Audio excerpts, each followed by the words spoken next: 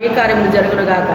సాతాను క్రియలు లయపరచబడునుగాక. మీ కార్యములు జరుగునుగాక. సాతాను క్రియలు లయపరచబడునుగాక. మీ కార్యములు జరుగునుగాక. పరిశుద్ధాత్మదేవ ఈ స్థలమంతా మీరు ఆవరించండి నాయన. నీ శేఖర మేఘమును ఆవరింప చేయండి. ఆత్మకార్యము జరిగించు నాయన. ఈ రాత్రికాల సమయంలో ప్రభువా ఈ మైక్ శబ్దం ద్వారా ఎంతమంది వింటున్నారో ప్రభువా అందరితో మీరు మాట్లాడండి నాయన. యూట్యూబ్ ద్వారా చూచుచున్న బిడ్డలు వినుచున్న బిడ్డలతో మీరు మాట్లాడండి తండ్రి. నీ బలమైన కార్యాలు జరిగించండి నాయన. నీ రక్షణ కార్యాలు, ఆశ్చర్యకార్యాలు, అద్భుతాలు, మహత్కార్యాలు, ఘనకార్యాలు, స్వస్థత కార్యాలు జరిగించు నాయన. జరిగించు తండ్రి, జరిగించు నాయన. మీరే ఘనతను, మహిమను, ప్రభావమును నరుహుడవు నీవే తండ్రి నాయన. మా పూజకు అర్హుడవు నీవే తండ్రి నాయన. మా స్థుతులకు పాత్రుడవు నీవే తండ్రి నాయన. దేవా నీకే స్తోత్రాలు చెల్లించుకుంటూ ఈ దీనరాళ్ళు మరుగుపరిచి మాట్లాడు తండ్రి నాయన. పరిశుద్ధాత్మదేవ నీ పరలోకపు జ్ఞానముతో నన్ను నింపు నాయన. నీ సత్యవాక్యమును సరిగా విభజించే నీ పరలోకపు జ్ఞానముతో నింపి సహాయము దయచేయమని యేసు అతి పరిశుద్ధ నామమున వేడుకుంటున్నాం తండ్రి. ఆమేన్. హల్లెలూయా. మరొకసారి చదువమ్మా. యెహోవాను వెతుకుడి, ఆయన బలమును వెతుకుడి, ఆయన సన్నిధిని నిత్యము వెతుకుడి. చాలు. యెహోవాను వెదకుడి, ఆయన బలమును వెదకుడి, ఆయన సన్నిధిని నిత్యము వెతుకుడి. ఆయన సన్నిధిని నిత్యము వెతుకుడి అంటే ఇక్కడ మనకి ఏమర్థమవుతుంది?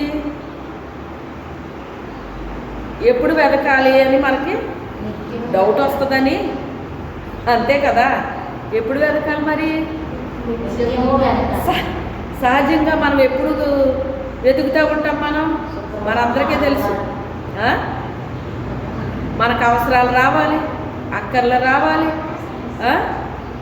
తర్వాత అనారోగ్యాలు రావాలి, శ్రమలు రావాలి. అప్పుడు తప్పకుండా వెతుకుతాం దేవుణ్ణి, అవునా కదా? కానీ ఇక్కడ ఏం చెప్తున్నాడు ఆయన? ఆయన సన్నిధిని నిత్యము వెతకుడి. ఆయన సన్నిధిలో నిత్యము వెతకాలటండి. అంటే దేవుని మందిరానికి వచ్చినప్పుడు తప్పకుండా దేవుని సన్నిధి స్థలమంతా ఆవరించబడి ఉంటుంది. ఆయన సన్నిధిలో మనం వెతుకుతాం. అలాగే మీరు వ్యక్తిగతంగా మీ గృహాల్లో కూడా ప్రార్థన చేసినప్పుడు దేవుని సన్నిధి మీ చుట్టూ ఆవరించాలి. మీరున్న గదిలో ఆవరించాలి, మీరున్న ఇంట్లో ఆవరించాలి. దేవునికి ఇష్టం లేనివి ఏ అయినా మన జీవితంలో ఉన్న, మన గృహంలో ఉన్న దేవుని సన్నిధి ఆవరిస్తుందండి? ఆవరించదు. దేవునికి ఇష్టకరమైన జీవితాన్ని మనం కలిగి ఉండాలి. మన ఇల్లు కూడా దేవునికి ఇష్టకరంగా ఉండాలండి. అప్పుడు దేవుని సన్నిధి మనల్ని ఆవరిస్తుంది, మనం ఉన్న ప్లేస్ని కూడా ఆవరిస్తుంది అన్నమాట అండి. మనం ఎక్కడ తిరిగినా మనతో దేవుని సన్నిధి వస్తూ ఉంటుంది. కనీసం మనం ఎక్కడికి వెళ్ళినా కూడా దేవుని సన్నిధి మనతో వస్తూ ఉంటుందండి, వస్తూ ఉంటుంది. అయితే ఇక్కడ మొదటగా వెతకడం గురించి మాట్లాడుకుందాం. యెహోవాను వెతకమన్నాడు.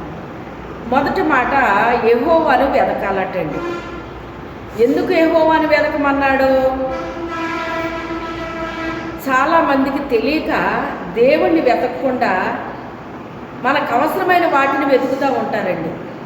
ఏమి వెతుకుతారు? మనకు అవసరమైన వాటిని వెతుకుతూ ఉంటారు.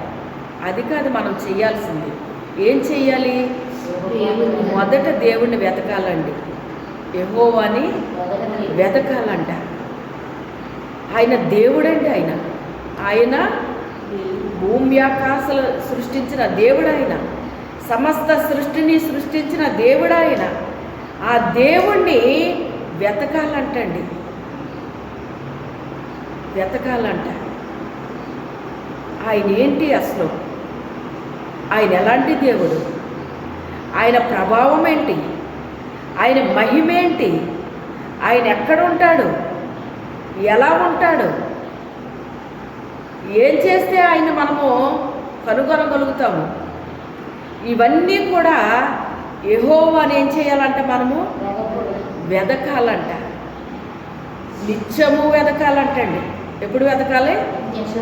నిత్యము అంటే ఆ టైం ఈ టైం అని లేదు వెతకడానికే. ఆ టైం ఈ టైం అని ఉండదండి. నువ్వు ఎప్పుడైనా వెతకొచ్చు. నువ్వు ప్రార్థన చేసినప్పుడు వెతకొచ్చు, నువ్వు పని చేసుకుంటూ వెతకొచ్చు, నువ్వు పడుకున్నా వెతకొచ్చు. పడుకుని ఎలా వెతుకుతామండి అంటారు. పడుకుని ఎలా వెతుకుతామో తెలుసా? కొన్నిసార్లు నిద్ర పట్టదు మీకు, కొన్నిసార్లు ఏం పట్టదు, నిద్ర పట్టదు అన్నమాట. ఆ నిద్ర పట్టినప్పుడు ఏం చేయాలి? మీరు వాక్యాన్ని ధ్యానించుకోవాలి. ఏం చేయాలి? వాక్యాన్ని ధ్యానించుకోవాలి. దేవుడు ఏం మాట్లాడాడు మనతోని అని వాక్యాన్ని ధ్యానించుకున్నప్పుడంట మరి దావీదు గారు ఆయన అనుభవ సాక్ష్యాన్ని ఏమని చెప్పాడు? ఆయన రాత్రి జాముల్లో మంచం మీద పరుండి నేను నీ వాక్యాన్ని ధ్యానిస్తుంటే ప్రభువు మెదడు దొరికినట్లుగా నాకు ఉన్నదయ్యా అన్నాడు. మెదడు అంటేనే అందరికీ ఇష్టమండి. ఇష్టం లేని వాళ్ళు ఉన్నారా మీలో? మెదడు తిన్నారా ఎప్పుడన్నా? ఎలా ఉంటుందండి? చిన్ని పిల్లలు కూడా తినేయచ్చు, దాన్ని ఏమి నవలక్కర్లేదు, పళ్ళు ఏమి అవసరం ఉండదు దానికి. ఆ మేకలో అన్ని పార్ట్ల కంటే సులభంగా మనకి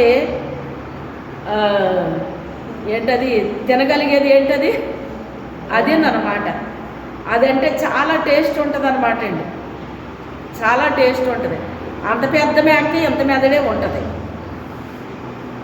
కదా. మీరు అది విడిగా కొనాలంటే చాలా రేటు ఉంటుంది. అది ఆ మెదడుని పోల్చాడు ఆయన. అంటే క్రొవ్విపోయిన మెదడు తింటే ఎంత టేస్ట్ ఉంటుందో ప్రభువా, అలా అనిపిస్తుంది నాకు. నీ వాక్యాన్ని ధ్యానిస్తుంటే అలా అనిపిస్తుంది నాకు.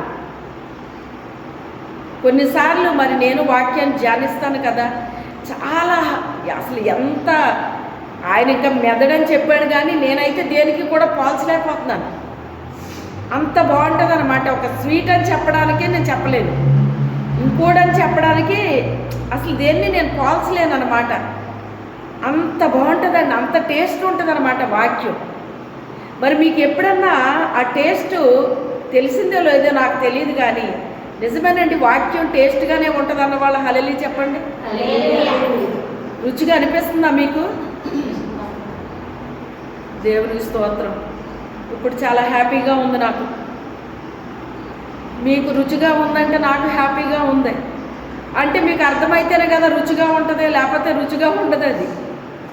అందుకే దావీదు గారు యెహోవా ఉత్తముడని రుచి చూసి తెలుసుకోండి, నేను చెప్పానని కాదు కానీ రుచి చూసి తెలుసుకోండి అన్నాడు ఆయన. పోనీలే మీకు కూడా రుచి తెలిసిందన్నమాట. అయితేనే చిన్ని పిల్లలకి అన్నం పెడతాం కదా, అన్నప్రసన్నం చేస్తాం 7వ నెలని 8వ నెలనే. ఇప్పుడే ముందులేండి 5వ నెల నుంచే మొదలెడుతున్నట్టున్నారు, 6వ నెల నుంచే తినేస్తున్నారు కదా పిల్లలు. ఆ పిల్లలకి స్టార్టింగ్లో మనం నెయ్యి వేసి కొంచెం సాల్ట్ వేసి కొంచెం కారం వేసి పెట్టి నెమ్మదిగా కొంచెం పెంచుతూ ఉంటాం అన్నమాట అండి. ఫస్టే కందిపప్పు వేసి పెడతామండి, చారు వేసి పెడతాం. అది కూడా మెత్తగా చేసేసి కొంచెం లిక్విడ్ టైప్ లాగా చేసేసి అలాగ నోట్లో ఎత్తి అడి మింగేసి ఇలాగ పెడతాం అన్నమాట. ఆ తర్వాత మెల్లమెల్లగా పప్పు పెడతాం, పెరుగు పెడతాం. పళ్ళు వచ్చిన తర్వాత అప్పుడు చికెను మటన్ పెడతాం. అది కూడా మెత్తగా చేసేసి పెడతామండి. చికెను మటను నేర్చుకున్న తర్వాత మీకు రసాలు తింటాడాడు చెప్పండి. ఏం తెలిసిపోయింది అడిగి? రుచి తెలిసిపోయింది. ఇంకో సీక్రెట్ ఏంటంటే పిల్లలు పడుకున్న తర్వాత తల్లి అన్నం తింటుంది బాలింత టైంలో. మీకు అందరికీ తెలిసి విషయం. అమ్మ అన్నం తింటుంది అంటే ఆడు తప్పకుండా ఏడుస్తాడు. ఏ పిల్లలైనా ఏడుస్తారు, మీరు గమనించారో లేదో.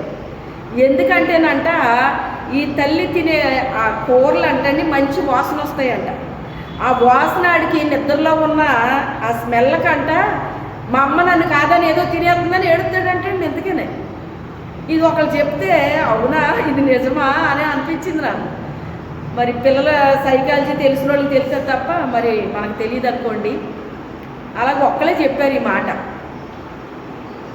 అంటే పిల్లలకి రుచి తెలిసిన తర్వాత అరే ఎప్పుడు అదే కాదురా బాబు ఇది కూడా తినరా అని మనం రసం వేసి పెడితే తింటాడండి ఇంకప్పుడు వాటి కోసమే చూస్తాడు. అలా అని చెప్పి మటన్ చికెన్ పెడితే మరి పిల్లడి పరిస్థితి ఏమైనా బాగుంటుందండి? బాగోదు. అమ్మో ఇది నేర్పిన దగ్గర నుంచి ఇది తింటలేదు అనుకుంటాం మనం. అదే చెప్తున్నాడు ఈయన ఇక్కడ. ఏమని చెప్తున్నాడు? యెహోవా ఉత్తముడని మీరు రుచి చూసి. ఎలా రుచి చూడాలి దేవుణ్ణి? ఆయన చేసే కార్యాలు మనం అనుభవిస్తామండి. ఏం చేస్తాం? అందరం అనుభవించిన వాళ్ళవేనా మనం? ప్రతి దినం అనుభవిస్తామండి. ఈరోజు ఆ రోజు అని కాదు, ప్రతి దినం అనుభవిస్తూనే ఉంటాం. మన జీవితంలో, నిత్య జీవితంలో అనుభవిస్తూనే ఉంటాం. కొంతమంది అనారోగ్యాలతో ఉన్న వాళ్ళు రాత్రులు కూడా నిద్రపోకుండా బాధపడుతూ ఉంటారండి. అలాంటి టైముల్లో కూడా దేవుడు కనికరించి స్వస్థత ఇస్తే ప్రభువా నీకు స్తోత్రం తండ్రి అనేసి. ఈరోజు నా జీవితంలో ఒక గొప్ప అద్భుతం దేవుడు చేస్తాడండి. హల్లెలూయా. అసలు హాస్పిటల్లో ఉండాలన్నమాట ఈ పాటికి. నేను చేపలో ఉన్న ముళ్ళు అన్నంతో పాటు వెళ్ళిపోయిందండి లోపలికి. ఎక్కడ స్ట్రక్ అయిందంటే గొంతులో స్ట్రక్ అయింది. అది ఎలా వెళ్ళిపోయిందో నాకు అర్థం కాలేదు. వెళ్ళేటప్పటికి ఇలాంటి పరిస్థితి నాకు ఒకసారి జరిగిందండి. మీకు తెలుసు, మీరు కూడా వచ్చారు అప్పుడు. ఎక్కడ జరిగింది గుర్తుందా? నరసాపురంలో జరిగింది. అది దేవుడు ఏం చేశాడో కూడా నాకు తెలియదు. మొత్తం మీద అది హీల్ అయిపోయింది, చేశాడు. అలాంటి అనుభవాలు నాకు ఉన్నాయండి మొత్తం మీద. ఎలా అంటే దేవుని మీద 100% విశ్వాసం ఉండాలి. రెండోది ఆయనకి ఇష్టకరంగా మనం జీవించాలండి. మనకి ఇష్టకరంగా కాదు, ఆయనకి ఇష్టకరంగా జీవించాలి. ఆయనకు నచ్చేటట్టుగా, మెచ్చేటట్టుగా మనం జీవించాలి, ప్రవర్తించాలి. మన నడవడిక, మన ప్రవర్తన అంతా కూడా ఆయనకి ఇష్టకరంగా ఉండాలండి. అవన్నీ ఉండాలి ఆయనకి. నేను చాలా రుచి చూస్తూ ఉంటాను దేవుని కార్యాలు. అయితే ఈ గొంతులోకి వెళ్ళిపోయింది, అది బయటికి రాదు, లోపలికి వెళ్ళదు అన్నట్టుగా అయిపోయింది అన్నమాట అండి. అలాంటి టైంలో ఎలా ఉంటుందో మీకు తెలుసు. ఎప్పుడైనా మరి మీకు అనుభవాలు ఉంటాయి, చిన్న చిన్నవి అన్నా కనీసం వెళ్తాయి. అలాంటిది ఇది ఎలాగ వెళ్ళిందో నాకు అర్థం కాలేదు. కానీ అలాగా స్టక్ అయిపోయినట్టు లోపలికి వెళ్ళట్లేదు. దొగ్గ అయితే వస్తుంది కానీ అటు లోపలికి వెళ్ళట్లేదు, బయటికి రావట్లేదు. చిన్న ప్రార్థన చేసుకున్నాను. అని ఇంకేం చేయలేదండి. నేను చిన్న ప్రార్థన చేసుకున్నాను, ప్రభా ఇది దానంతటా అదే లోపలికి వెళ్ళిపోయేటట్టుగా చేయతండి, నాకే ప్రమాదం జరగనివ్వక తండ్రి అన్నాను. మీరు గమనించండి, ఇలాంటివి జరిగినప్పుడు వెంటనే హాస్పిటల్లో పరిగెడతారు. అవునా కదా? హాస్పిటల్లో పరిగెడతారు. అక్కడ మళ్ళీ ఆపరేషన్ అంటారు, అది అంటారు, ఇది అంటారు. అసలు చాలా పెద్ద హడావుడి ఉంటుంది అన్నమాట అండి. చాలా పెద్ద హడావుడి ఉంటుంది. గొంతు కోస్తారు. చాలా అసలు అంతా ఎంత ఉండదో మనకు తెలుసండి. ఇంకంతే. హాస్పిటల్కి వెళ్ళామంటే ఎలా ఉంటుందో మనకు తెలుసు. అవసరమైతే ఇక్కడ వైద్యం కూడా దొరకపోవచ్చు కూడా ఇక్కడ మనకి. అవునా కదా? ఎక్కడికో పరిగెట్టాలి. ఇన్ని ఉంటాయండి మనకి. కానీ నువ్వు నా పరమ వైద్యుడు అయ్యా, దీనివల్ల నాకు ఏ ప్రమాదం కూడా జరగనివ్వద్దయ్యా, దానంతట అదే లోపలికి వెళ్ళిపోవాలి తండ్రి, కార్యం చేయి తండ్రి, కార్యం చేస్తేనే జరుగుతుంది. వైద్యులకే నువ్వు వైద్యుడు, నా పరమ వైద్యుడు తండ్రి అని చెప్పేసి ఆ ఒక్క మాట అనుకున్నానండి మనసులో. అనుకున్నాను, వాటర్ తాగాను. అయినా నాకేమీ అది లోపలికి వెళ్ళినట్టు అనిపించట్లేదు. మెల్లమెల్లగా కొంచెం చెప్పాలంటే పొడి ముద్ద ఏదో మింగమంటారు, అలా కూడా నేను చేయలేదు. నేను తిని అన్నాన్ని జాగ్రత్తగా తింటున్నాను అన్నమాట. ఇంకేమన్నా ఉన్నాయేమో చూసుకుని ఎప్పుడు మా వాళ్ళే తినేస్తుంటే ఎప్పటికి వెళ్ళిపోయిందో నాకు తెలియదు. వెళ్ళిపోయింది నాకు. కాసేపు అంటే ఒక 10-15 నిమిషాలే, ఒక అరగంట లోపులోనే గొంతులో నొప్పుగా అయిపోయింది అన్నమాట నాకు. అది గుచ్చుకుంది కదా, మరి నొప్పుగా అయిపోయింది నాకు. నేను మర్చిపోయిన ఎంతకని ఇప్పుడు వాక్యంలో అది జ్ఞాపకం చేశాడు పరిశుద్ధాత్మ దేవుడు. నీకు ఎందాకే కదా జరిగింది, మధ్యాహ్నమే కదా జరిగింది అన్నట్టుగా నాకు అసలు జ్ఞాపకమే లేదండి ఈ విషయం. ఎందుకు జ్ఞాపకం లేదు? నొప్పి లేదు కదా, చూసారా, నొప్పి లేదు. కానీ ఆయన ఇప్పుడు గుర్తు చేశాడు అనమాట అండి. అంటే దీన్ని బట్టి నొప్పి కూడా లేకుండా నా ప్రభు ఏం చేశాడు, నన్ను ₹1 ఖర్చు పెట్టలేదు, ఒక హాస్పిటల్కి పరిగెట్టలేదు, ఎక్కడికి వెళ్ళలేదు, ఏమీ చేయలేదండి. అంటే అంత విశ్వాసం మనకు ఉండాలి దేవుని మీద. అట్టి రీతిగా మనం జీవించాలి. మొత్తం అన్నింటికి కనెక్ట్ అయి ఉంటుందండి ఇది. నాకు చాలా విశ్వాసం ఉందండి, నేను నమ్మేశానండి, 100% విశ్వాసం ఉంచుతానండి అంటే ఉంచుతున్నాం, రైటే. కానీ ఆయనకి మనం ఎంత ఉపయోగపడుతున్నాం, ఆయనకి మనం ఎంత ఉపయోగకరంగా ఉన్నామో, మన జీవితాలు ఆయనకి ఎంత ఇష్టకరంగా ఉన్నాయి, మన ప్రవర్తన ఆయనకి ఎంత ఇష్టకరంగా ఉంది, మన నడవడిక ఆయనకి ఎంత ఇష్టకరంగా ఉంది, ఇది కూడా మనకి కావాల్సి వస్తుందండి. కొన్ని కార్యాలు మనం పొందడానికి కూడా కొంత మన దగ్గర అవసరం ఉంటుంది. దాన్ని పొందడానికి కూడా కొన్ని మన దగ్గర ఉండాల్సి వస్తుంది అన్నమాట అండి. అసలు నొప్పి కూడా లేకుండా దేవుడు చేసేసాడండి. హల్లెలూయా. ఇది గొప్ప సంగతి కాదంటారా? దినము మనం ఏం చేస్తాము, అద్భుతాలు పొందుతూనే ఉంటాము. యెహోవాని వెదకండి. ఏం చేయమన్నాడు? యెహోవాను వెదకండి. ఇప్పుడు యెహోవాని వెతికాను. నా పరిస్థితి ఎలా ఉంది తండ్రి అని వెంటనే ఏం చేశాను, నేను వెతికాను ఆయన్ని. వెతికితే దొరికేశాడా లేదా? ఎలా దొరికాడు? ఇప్పుడు నాకు స్వస్థత ఇవ్వడం ద్వారా నేను ఆయన రుచి చూశాను. నేను ఆయన్ని రుచి చూడడమే కాదు, అనుభవిస్తున్నాను. రుచి చూడడం అంటే కొంచెమే చూస్తామండి, అనుభవించడం అంటే తింటాం అన్నమాట. తినడం వేరు, రుచి చూడడం వేరు. అయితే ఆయన్ని ఏం చేయాలంటే మనము వెదకాలంటండి. యెహోవాను వెదకుడి, వెదకుడి.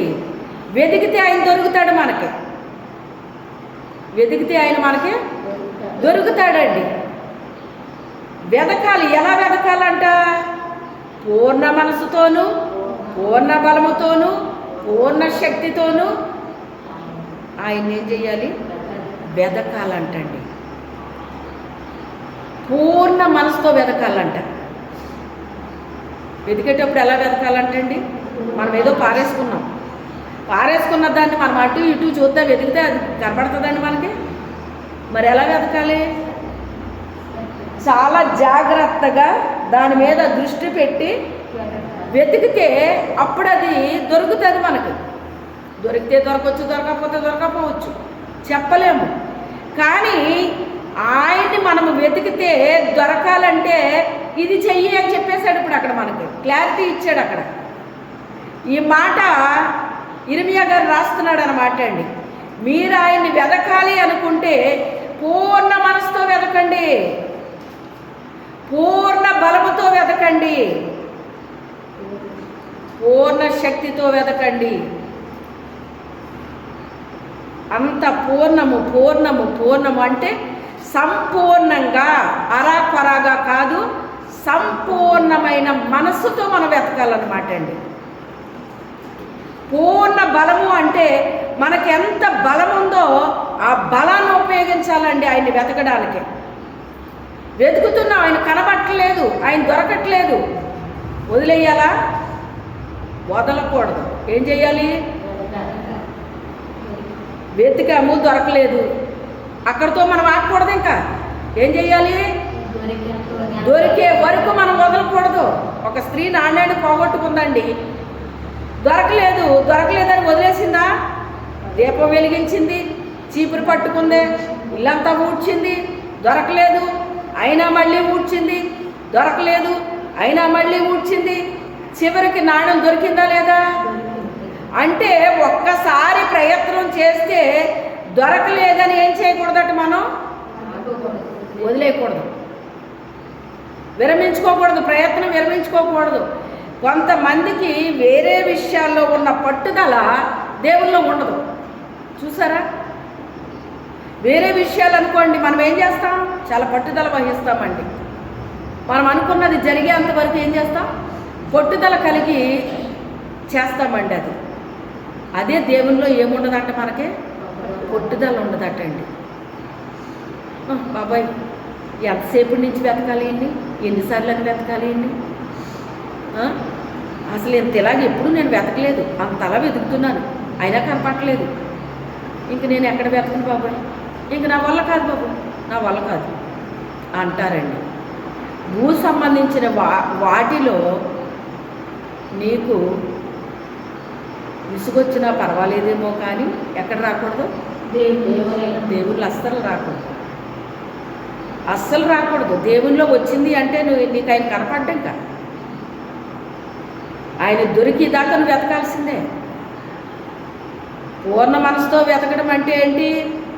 దొరికి వరకు వదలకూడదు, పట్టుదల ఉండాలన్నమాట. మనలో ఏముండాలి? పట్టుదల ఉండాలన్నమాట అండి. కొన్ని విషయాల్లో పట్టుదల ఉంటుంది మనకి, ఆ విషయాల్లో కాదు మనకు ఉండాల్సిన పట్టుదల. ఎందులో ఉండాలి? ఇది చాలా పట్టుదలతో చేశానండి అంటాం మనం. అందులో సక్సెస్ అయిపోయామనుకోండి, మనకి ఎంత ఆనందంగా ఉంటుంది. చాలా పట్టుదలగా చేశానండి, నిజంగా దేవుడు నాకు జయమిచ్చాడండి, దేవుని స్తోత్రం అంటున్నాం, బాగానే ఉంది. కానీ దేవుని వెతికే విషయంలో అంత పట్టుదల మనం కలిగి ఉంటున్నామా? చెప్పండి, ఉంటున్నామా అంత పట్టుదల? అందుకే ఆయన కనుగొనలేకపోతున్నారు. ఏం చేయలేకపోతున్నారు? వెతుకుతున్నారు కానీ దొరుకుతులేదు. ఆయన వెతుకుతున్నారు, దొరకట్లేదు. ఆయన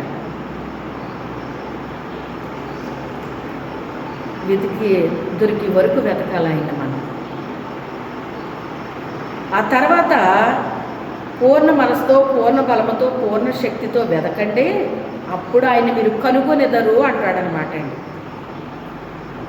రెండోది ఇంకోటి మత్తయ్య గారు రాస్తే ఏమంటాడంటే, ఇరుకు మార్గమును ప్రవేశించ పోరాడుడి అని రాస్తాడనమాట. అప్పుడు ఆయన కనుగొంటారు మీరని ఉంటుంది అక్కడ. అంటే ఆయన ఎక్కడ దొరుకుతాడంట? విశాల మార్గంలో దొరకడం. అంటే ఎక్కడ దొరుకుతాడు? ఇరుకు మార్గంలో దొరుకుతాడంటండి, విశాల మార్గంలో దొరకడంట ఆయన. ఆ ఇరుకు మార్గంలో వెతుకుతూ ఉంటే ఎలా ఉంటుందండి మనకి? సన్నటి దారిలో వెళ్ళాలంటే మనకి ఎలా ఉంటుందండి? విశాలమైన దారిలో వెళ్ళడం చాలా బాగుంటుందండి. ఇరుకుగా వెళ్ళాలి అంటే ఎలా అనిపిస్తుంది మనకి? ఎంత జాగ్రత్తగా వెళ్ళాలి. మీకు తెలిసే ఉంటుంది, కాలువలకి ఒక తాడి చెట్టు పట్టిలాగా వేసిగోరండి ఇది వరకు. మరి ఇప్పుడు ఉన్నాయో లేదో నాకు తెలియదు, కానీ దాని మీద నడుచుకుంటూ వెళ్ళాలన్నమాట అవతల వైపుకి. గొంతులు అయ్యి ఉండవాట్లకి. మరి ఇప్పుడు ఉన్నాయో లేదో నాకు తెలియదు. అది ఏమన్నా ఈజీగా నడిచి వెళ్ళిపోయేలా ఉంటుందా? మన రోడ్డు మీద నడిచినట్టు ఎలా నడవాలి? చాలా జాగ్రత్తగా నడవాలి. ఏమాత్రం ఒక్క కాలు స్లిప్ అయినా పడిపోతారు, ఆ కాలంలో పడిపోతారు. అవునా కదా? అంటే అంత జాగ్రత్తగా నడవాలన్నమాట అండి. ఎలా పడితే అలా నడిస్తే ఇరుకు మార్గంలో వెళ్ళలేము. ఆ ఇరుకు మార్గంలో నుంచి వెళ్తేనంట ఆయనను కనుగొనెదరు, అదే జీవ మార్గము అంటున్నాడు. ఇరుకు మార్గంలో ప్రయాణం చేస్తే ఎక్కడికి వెళ్ళిపోతామంట? జీవంలో ప్రవేశించేస్తామంటండి. జీవంలో ప్రవేశిస్తాం. విశాల మార్గంలో ప్రయాణం చేస్తే జీవంలో ప్రవేశిస్తామని లేదు, కానీ ఎక్కడికి వెళ్ళిపోద్దంట? అది నాశనానికి నడుపుతుంది అని ఉంటుంది. విశాల మార్గంలో ప్రయాణం చేస్తే ఎక్కడ తీసుకెళ్తుందట? నాశనానికి తీసుకెళ్ళిపోతుందట అండి. ఈ ఇరుకు మార్గంలో ప్రయాణం చేస్తేనంటే జీవంలో పెడుతుందంట మనల్ని తీసుకెళ్ళి. చూసారా? భక్తి అంటే సులువుగా చేసేది సులువుగానే అనిపిస్తుందండి.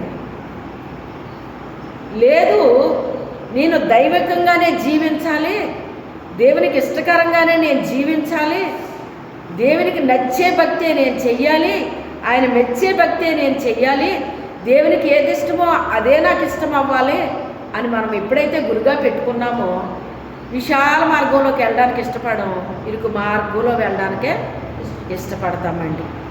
దేవుణ్ణి ఎలా పడితే అలా వెతకమంట, పూర్ణ మనసుతో వెతుకుతామంటండి, పూర్ణ బలముతో వెతుకుతామంట, పూర్ణ శక్తితో వెతుకుతామంటండి. అంటే మన శక్తి అంతా ఉపయోగించాలి, మన బలమంతా ఉపయోగించాలి, మన మనసంతా ఉపయోగించాలి, మూడు ఉపయోగించాలి అక్కడ. అప్పుడు మనం ఏం కనుగొంటామంట, ఆయనను కనుగొనేదరు. ఆయన కనుగొనటం అంటే ఏంటి? ఆయన అక్కడ ఉన్నాడని మనకు తెలుస్తుంది. కనుగొంటామా లేదా ఆయన్ని? ఆ రక్తస్రావం కలిగిన స్త్రీ ఆయన కనుగొన్నదా లేదా? అంత ప్రజల మధ్య ఆమె ఎలా వెళ్ళింది ఆయన దగ్గరికి? నేనైతే అంటాను, ఆమె దేవుణ్ణి వస్త్రాన్ని తాకినా నాకు స్వస్థత వస్తుంది, కనీసం ఆయన్ని నేను తాకపోయినా ఆయన వస్త్రపు చెంగును తాకినా నాకు స్వస్థత వస్తుంది, ఆ తాకే భాగ్యం కూడా నాకు దొరుకుతుందో లేదో నాకు తెలియదు, కానీ నేను ప్రయత్నము ఇదే లాస్ట్ అండ్ ఫైనల్ అని ఆమె తీర్మానం చేసేసుకుంది. తీర్మానం అనేటువంటిది నోటితో కాదు, ఎక్కడ చెయ్యాలి. ఎక్కడ చెయ్యాలి? హృదయంలో చేసినప్పుడు తప్పకుండా ఆ పనిని చేస్తామండి. నోటితో మాట్లాడితే అది జరగదండి, అది జరగదు. ఎందుకు జరగదో తెలుసా? సైతాన్ జరగనివ్వడు. ఏం చేయడు? అలా చేస్తావా నువ్వు, ఎలా చేస్తావు నేను చూస్తాను కదా అనేసి ఏం చేస్తాడు? మన ప్రయత్నాలన్నిటినీ ఆడు కొల్లగొట్టేస్తూ ఉంటాడు, ఎక్కడికక్కడ విఫలం చేసి పడేస్తూ ఉంటాడు అన్నమాట. నేను మంచిగా జీవించాలి, మంచిగా ఇలా ఉండాలి, మంచిగా అలా ఉండాలి అని మనం ఎప్పుడైతే మాట్లాడుతున్నామో ఈ మాటలన్నీ వెంటాడాడు. విని ఎలా జీవించేయాలనుందా నీకు, అలా జీవించేస్తావా, నువ్వు జీవించేస్తే మాకు నేను జీవించనిస్తానా నిన్ను అని చెప్పేసి ఆడు ఏం చేస్తాడు? మన ప్రతి దాన్ని విఫలం చేసి పడేస్తాడనమాట. అందుకే మంచి విషయాలు ఎప్పుడూ కూడా, తండ్రి నేను ఇలా జీవించాలనుకుంటున్నాను అయ్యా, నీకు ఇష్టకరమైన జీవితాన్ని జీవించాలనుకుంటున్నాను, నీకు నచ్చే స్థితిలో నేను ఉండాలి, నువ్వు మెచ్చే స్థితిలో నేను ఉండాలి, అట్టి కృపను నాకు అనుగ్రహించు తండ్రి, నా ఇష్టానుసారంగా నేను జీవించకూడదయ్యా, నీ చిత్తానుసారంగా నేను జీవించాలి తండ్రి, అట్టి కృపను నాకు దయచేయి తండ్రి అని మనసులో ఎప్పుడైతే మనం తీర్మానం చేశామో దాన్ని దేవుడు కనపరుస్తాడండి, సహాయం చేస్తాడు దేవుడు మనకి. ఆమెకి ఎవ్వరూ హెల్ప్ చేయలేదండి. ఎందుకు చేయలేదంటే ఆమె యొక్క వ్యాధి అలాంటిదండి.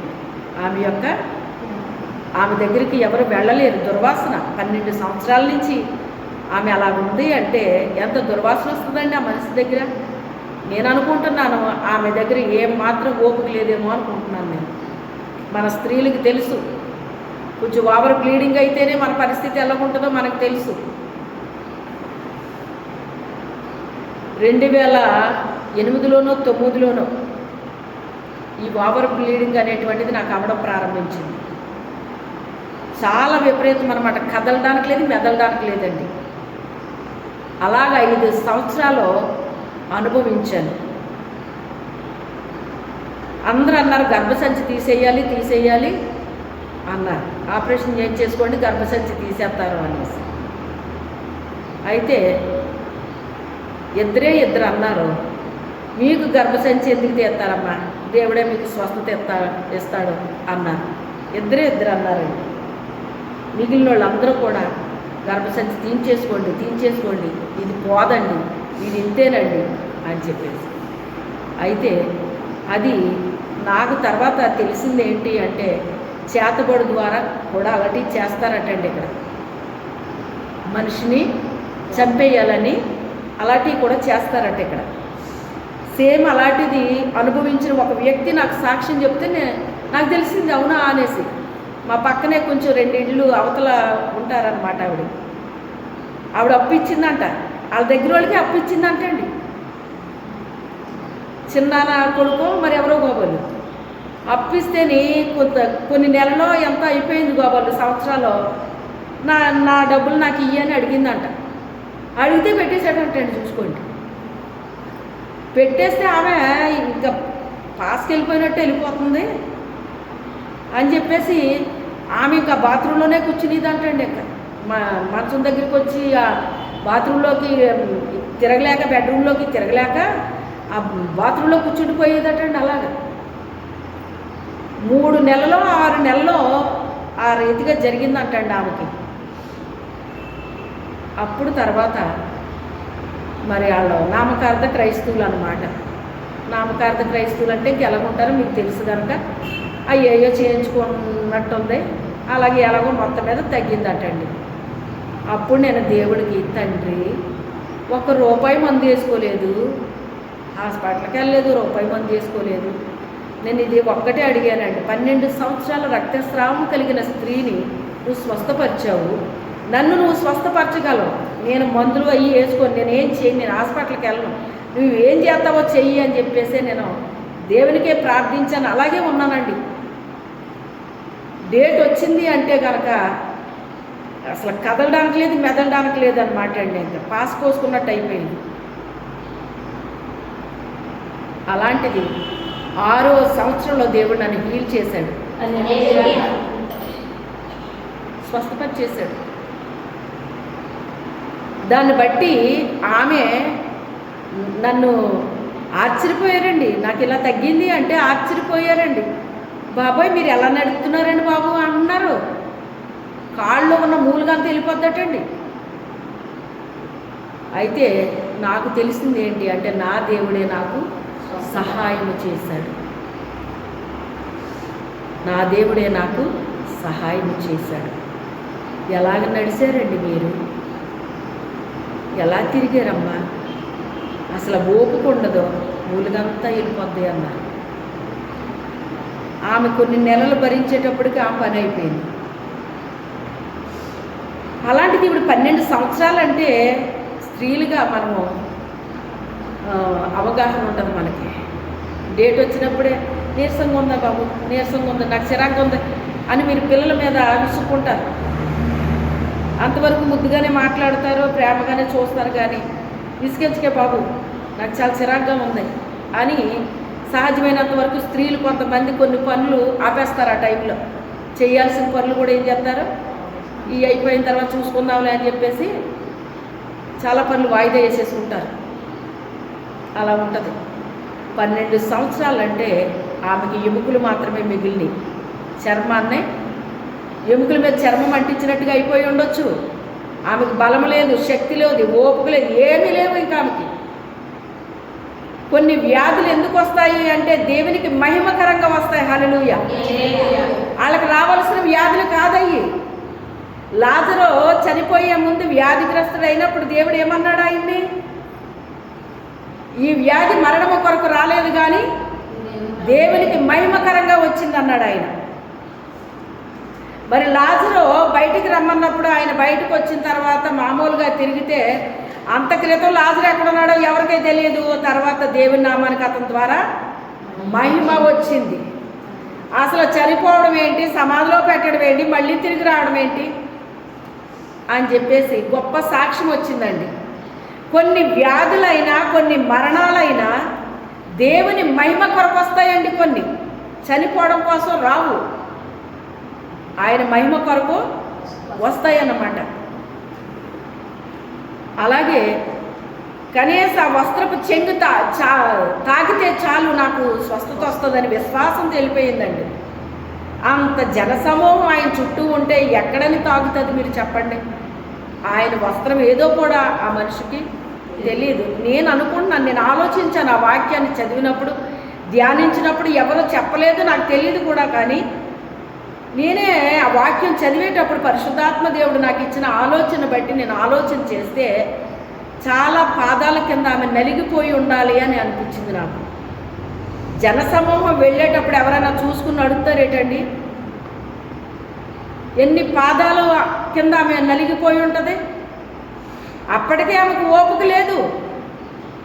ఓపిక లేని మనిషి మీద పాదాలు పడుతుంటే ఏళ్ళు తొక్కి, కాళ్ళు తొక్కి, వీపుకు తొక్కి తొక్కేస్తుంటే ఎలా ఉంటుందో చెప్పండి ఆ మనిషి పరిస్థితి. ఇంకా ఎక్కడ పడితే అక్కడ తొక్కేస్తుంటే ఎలా ఉంటుంది ఆమె పరిస్థితి. పోనీ ఆమె ఏమన్నా నడిచెళ్ళిందా? ఆమెను ఎవరన్నా ఇంట్లో వాళ్ళు తీసుకెళ్ళారా? ఎవరు సహకరించలేదు ఆమెకి, ఇంట్లో వాళ్ళు కూడా ఎవరు సహకరించలేదు. అయినప్పటికైనా ఓపిక తెచ్చుకుని వెళ్ళిపోయిందనమాట. మనిషికి పట్టుదల అంటూ ఉంటేనండి, ఓపుకున్నా లేకపోయినా పనిని చేసి తీరుతారండి. అవునా కదా? వాళ్ళకి బలం ఉన్నా లేకపోయినా, వాళ్ళకి శక్తి ఉన్నా లేకపోయినా, ఓపుకున్నా లేకపోయినా, ఏమున్నా లేకపోయినా, ఆరోగ్యం ఉన్నా లేకపోయినా, మనిషిలో పట్టుదల ఉంటే ఏ రీతిగా అయినా కూడా వాళ్ళు ఏం చేస్తారు? చేసి తీరుతారండి. ఆమెలో ఉన్న ఆ విశ్వాసము, ఆ పట్టుదల ఆమెను తీసుకెళ్ళిపోయిందండి. స్వస్థపడతానా, ఆయన నన్ను స్వస్థపరిస్తే నేను తిరిగి వస్తాను, లేదా అక్కడే నేను చనిపోతాను. నా బ్రతుకు మీద అయితే నాకు ఆశ లేదు, కానీ దేవుడు ఏం చేస్తాడో నాకు తెలియదు. నేను బ్రతికినా మంచిదే, చనిపోయినా మంచిదే, కానీ అదేదో నేను అక్కడే తేల్చుకుంటానని వెళ్ళిపోయింది ఆయన దగ్గరికి. అది చివరి ప్రయత్నం. హల్లెలూయా. అక్కడ ఆమె గురించి రాయబడినప్పుడు ఏమని రాయబడుతుందంటే, అనేక వైద్యుల చేత తిప్పల పడిందని ఉంటుందండి. అంటే వైద్యం చేయించుకోలేదు ఆవిడ, చేయించుకుంది. ఈ డాక్టర్ కాదండి, పలానా డాక్టర్ దగ్గరికి వెళ్ళండి, పలానా డాక్టర్ దగ్గరికి వెళ్ళండి, ఆయన స్పెషలిస్టు, ఈయన స్పెషలిస్టు అని ఇలా చెప్తుంటే ఆ డాక్టర్ దగ్గరికి, ఈ డాక్టర్ దగ్గరికి అలా వెళ్ళిందండి. ఎన్నో వైద్యుల చేత ఏమైపోయిందంట, ఆమె తిప్పల పడిందంటండి. అంటే ఏమైపోయింది? డబ్బంతా అయిపోయింది. ఇల్లు గొల్లైపోయింది, ఒళ్ళు గొల్లైపోయింది అంటారే, రెండూ అయిపోయినాయి. ఒళ్ళు గొల్లైపోయినా పర్వాలేదు, కానీ ఇల్లు గొల్లైపోతే ఇంట్లో వాళ్ళు ఊరుకుంటారా? చెప్పండి. నువ్వు బ్రతికి ఏం సాధించేద్దామని, నువ్వు బ్రతికి ఏం సాధించేస్తావు, నువ్వు చచ్చిపోయినా బాగుండు అంటారటండి. ఇంట్లో ఉన్న వాళ్ళు ఏమంటారు? నీ వల్ల ఏమీ ఉపయోగం లేదు, నీ వల్ల పైసా కూడా మాకు ఉపయోగం లేదు, ఎందుకు వచ్చిన బ్రతుకు నీకు, చచ్చిపోతే గొడవ వదిలిపోద్ది అని ఆమె చావును కోరుకుంటున్నారంట ఇంట్లో వాళ్ళు అందరూ కూడా. ఎందుకని?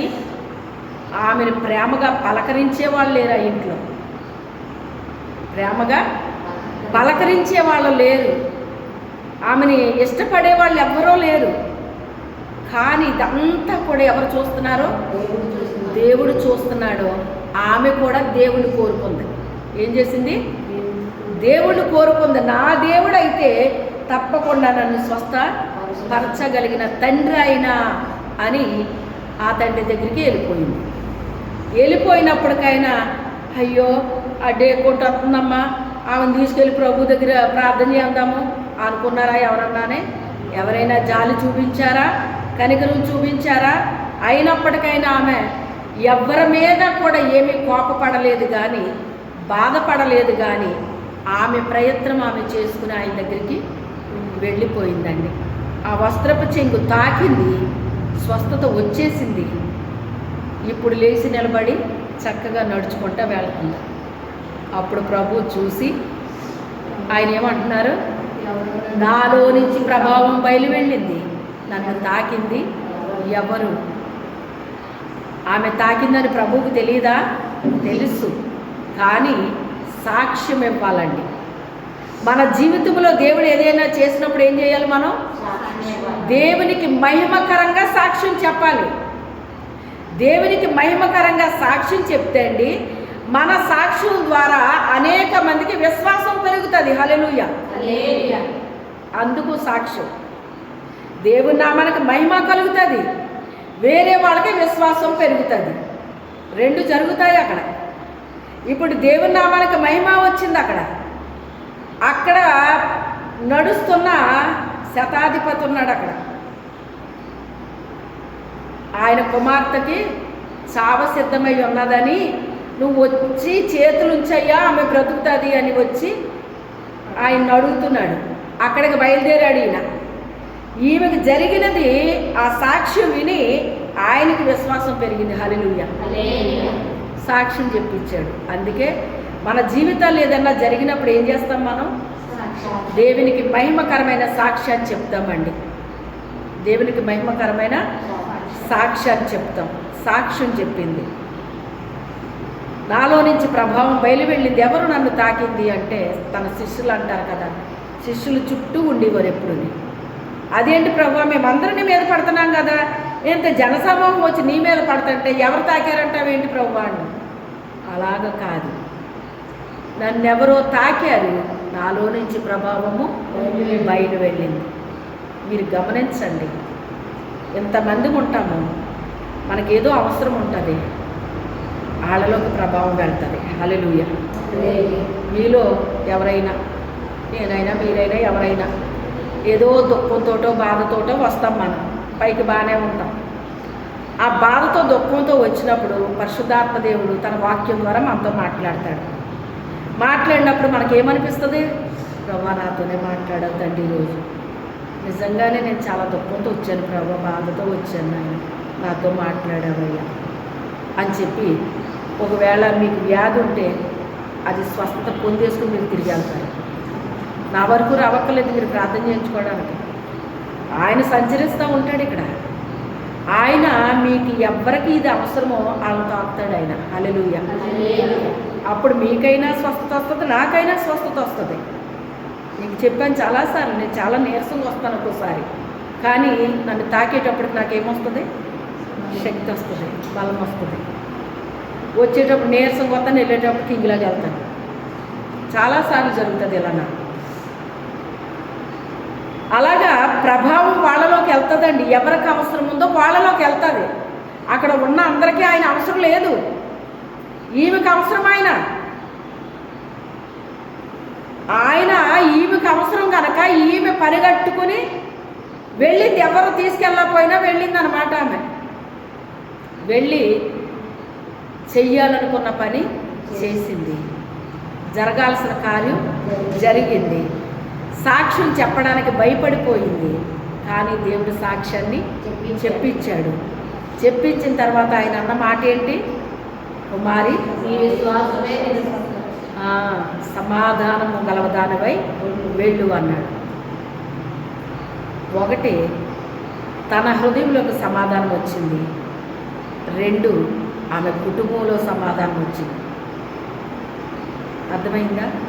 వ్యాధి వలన తన హృదయంలో ఏమి లేదు, నెమ్మది లేదు. ఇప్పుడు సమాధానం వచ్చేసిందా తన గుండెల్లోకి? ఇంట్లో సమాధానం వచ్చింది. అప్పుడు వరకు విసుక్కున్న ఆ ఇంటి వారందరూ కూడా ఆమెని ప్రేమించడం ప్రారంభించారు. ఎందుకు అంటే ఎప్పుడైతే దేవుడు ఆమెతో మాట్లాడాడో, ఇప్పుడు స్పెషల్గా మాట్లాడినట్టే కదా ఆమెతోని. అంత జనసమూహంలో ఆమెతో మాట్లాడాడు అంటే ఇప్పుడు ఎంత గ్రేట్ అక్కడ. అసలు మీ ఇంటి ఆవిడ స్వస్థత వచ్చేసింది ఆమెకి, ఆమె నడిచేస్తుంది, మీకు తెలుసా అని అప్పుడే వార్త వెళ్ళిపోయింది ఇంటికి. దీనికి బ్రతుకు మీద ఎంత ఆశో, బతికేసి ఏం సాధించేద్దామనో అనుకుని వాళ్ళు తిట్టుకుంటున్నారు. తిట్టుకుంటుంటే ఆవిడకి స్వస్థత వచ్చేసింది, మీకు తెలుసా, ఇదిగో కింగులా తయారైంది, ఆవిడ వస్తుంది ఇంటికి అని చెప్పేసి వార్త వెళ్ళేటప్పటికి, ఇలాంటి వార్తలు ఎవరు చెప్తారు? ముందు చిన్నపిల్లలు చెప్తారు. ఎవరు చెప్తారు? చిన్నపిల్లలు చెప్తారు. వాళ్ళకి తెలిసినా తెలియకపోయినా ఏదో ఒకటి చెప్పేస్తారు అంతే. అక్కడికి వెళ్ళి ఆ వార్త విన్నారు, చూసేటప్పటికి నిజంగానే నడుస్తుంది చక్కగా. ఈమెంటి ఇలా అయిపోవడం ఏంటి అని ఆశ్చర్యపోయి ఆ ఇంటి వారందరూ ఆమెను ప్రేమించారండి. అంటే తన హృదయంలో సమాధానం వచ్చింది. మొదట తన ఇంట్లో కూడా సమాధానం వచ్చింది, తన బంధువులందరి మధ్య కూడా సమాధానం వచ్చింది, తన ఊరి వారిలో సమాధానం వచ్చింది. ఎంత సమాధానం ఇచ్చాడు దేవుడు. మన జీవితాల్లో కూడా ఇలాంటివి జరుగుతూనే ఉంటాయండి, జరుగుతూనే ఉంటాయి. మరి దేవుణ్ణి ఎలా తెలుసుకుంది ఆవిడ? తెలుసుకుందా లేదా? వెతికిందా లేదా? దొరికాడా లేదా? పట్టుదలతో వెళ్ళింది. పట్టుదల వదలలేదు. ఆవిడకి ఆమె ఓపిక ఉందా, బలం ఉందా, శక్తి ఉందా, సపోర్ట్ ఉందా? ఏ సపోర్ట్ అన్నా ఉందా? ఏది లేదు. కానీ పట్టుదల, విశ్వాసము, నమ్మకము, ముందుకు నడిపించేసి. హల్లెలూయా. వెతికితే దొరుకుతాడండి ఆయన. పూర్ణ మనసుతో వెతికేసింది, పూర్ణ బలముతో. బలం లేదు కానీ ఉన్న బలాన్ని ఉపయోగించింది. పెద్ద బలం ఏం లేదు ఆమెకి, కానీ ఉన్న బలాన్ని ఏం చేసింది? మనం అనుకుంటాం చాలా బలం ఉపయోగించాలేమో అనుకుంటాం. మనం చాలా బలం ఏమీ అక్కర్లేదమ్మా, మనకున్న బలాన్ని ఉపయోగిస్తే చాలు. అర్థమైందా? బలం అంటే ఏంటి చెప్పాను మీకు, గతంలో చెప్పాను. కొంతమందికి ధనబలం ఉంటుందంట, కొంతమందికి ఊరు బలం ఉంటుందంట, కొంతమందికి కుల బలం ఉంటుందంటండి, కొంతమందికి పదవీ బలం ఉంటుందంటండి. ఇలా చెప్పుకుంటూ పోతే రకరకాల బలాలు ఉంటాయన్నమాట అండి. ఏముంటాయి? రకరకాల బలాలు ఉంటాయి అన్నమాట అండి. అందులో ఏ బలాన్ని ఉపయోగించిందో మనకు తెలియదు. అందులో ఏ బలాన్ని ఉపయోగించిందో మనకు తెలియదు. మన బలం ఏంటి? ఎందులో మనం బలంగా ఉన్నాము, ఎందులో మనం శక్తివంతంగా ఉన్నాము? పూర్ణ మనసు, పూర్ణ బలము, అది మన మనస్సు కూడా ఎలా ఉండాలంట? పూర్ణంగా ఉండాలంటండి. అంటే మనస్సు నిండా ఇంకా అదే ఉండాలి, ఆలోచన వేరే ఉండకూడదంట. ఆ మనస్సు నిండా ఈ ఆలోచనతో నింపబడి వెళ్ళాలన్నమాట అండి. ఆయన దగ్గరికి వెళితే తప్పకుండా ఆయన మనం ఏం చేస్తాము? కనుగొంటాం. మాట్లాడాడు ఆయన, స్వస్థత ఇచ్చేశాడు ఆయన, సమాధానం ఇచ్చేశాడు ఆయన. ఇన్ని అడగలేదామె, స్వస్థత వస్తే చాలని వెళ్ళింది. అడ్వాన్స్గా మళ్ళీ ఏమొచ్చినాయి అదనంగా ఆవిడకి? ఏమంటారు వీటిని? బోనస్లు వచ్చినాయి. సమాధానం బోనస్ వచ్చింది, ఇవన్నీ బోనస్లు వచ్చేసినాయి అనమాట. బోనస్ల మీద బోనస్లు ఇస్తారు పండగలకి. కరెంటు బిల్ తీయడానికి వచ్చి, అమ్మ పండగ మామూలు ఇవ్వండి అంటున్నాడు. ఓహో, మన క్రిస్మస్ జనవరి 1 జరిగింది కదా, అడుగుతున్నాడు కావాలని చెప్పేసి ఇచ్చాను అన్నమాట. కొన్ని ఫలాలునే కొంత మనీ ఇచ్చాను. ఇస్తే చాలా ట్యాక్స్ అండి ఆంటీ గారు, ట్యాక్స్ అండి ఆంటీ గారు అని చెప్పుకుంటూ వెళ్ళాడు అనమాట. దేవుని స్తోత్రం. బోనస్ అంటే ఎంత ఇష్టమో మనిషికి కదా. మనకి ఇవ్వాల్సిన దానికంటే ఎక్కువ ఇచ్చేటప్పటికి ఏమైపోతాం మనం? ప్రభా, నేను ఇది ఒకటి అడిగాను కానీ ఇన్ని ఇచ్చేసావేంటి ప్రభా, నేను ఇవన్నీ అడగలేదు కదా ప్రభా, ఇవన్నీ అడగలేదు కదా ప్రభా అంటాం మనం. అంటాం మనమా? అంటాం. పూర్ణ మనసుతో, పూర్ణ బలముతో, పూర్ణ శక్తితో ఆయన వెతికితే ఆయన తప్పకుండా మనకి దొరుకుతాడు. అలా వెతకాలి మనం.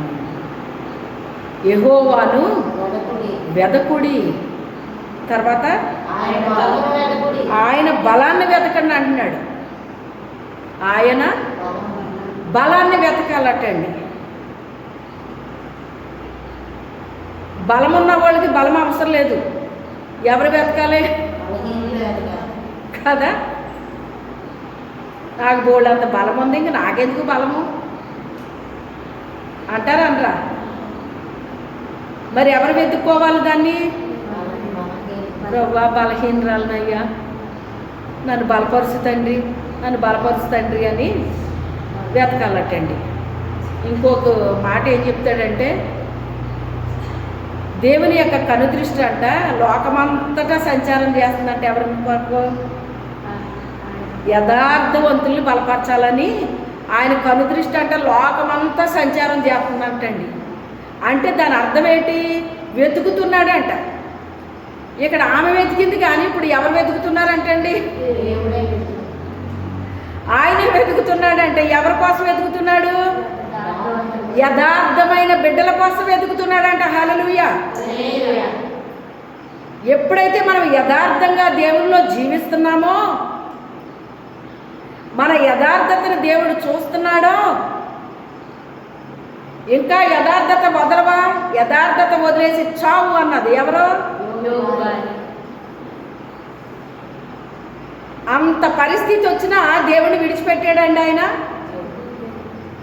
ఏం దేవుడు, ఏమి లోకం, తెల్లారందే ప్రార్థన చేశాను, నా పిల్లల కోసం బలి అర్పించాను, అది చేశాను, ఇది చేశాను, దేవుడికి అంత ఏంటి ప్రేయర్ ఇస్తే నాకేం చేశాడు దేవుడు అనే ఒక్క మాట వచ్చిందండి ఆయన నోట్లోంచి. అదే యథార్థత అంటే. మన పరిస్థితులు ఎలా మారిపోయినా కూడా దేవుడి మీద మనం సనగకూడదు, గొనకూడదు, అపవాదులు వేయకూడదండి దేవుడి మీద. మనం యెహోవా ఇచ్చిన, యెహోవా తీసుకుని యెహోవా నామమునకే అన్నాడు తప్ప ఎప్పుడైనా నోటితో ఒక్క మాట కూడా మాట్లాడలేదటండి, దేవుణ్ణి తృణీకరించలేదు. ఏంటి దేవుడు నా జీవితంలో ఎలా చేశాడు అని సనగలేదంట, గొనగలేదటండి, విసుక్కోలేదటండి, అపవాదులు వేయలేదటండి. ఇంకా ఏమని మాట్లాడాడు అంటే, ఇంకేముంది, చచ్చిపోతాడు చచ్చిపోతాడు చచ్చిపోతాడు అంటే అందరూనే ఏమన్నాడంటే ఆయన, నేను చావను, సజీవుణ్ణై నా దేవుణ్ణి నేను చూస్తాను అని సవాల్కరంగా మాట్లాడాడు. హల్లెలూయా.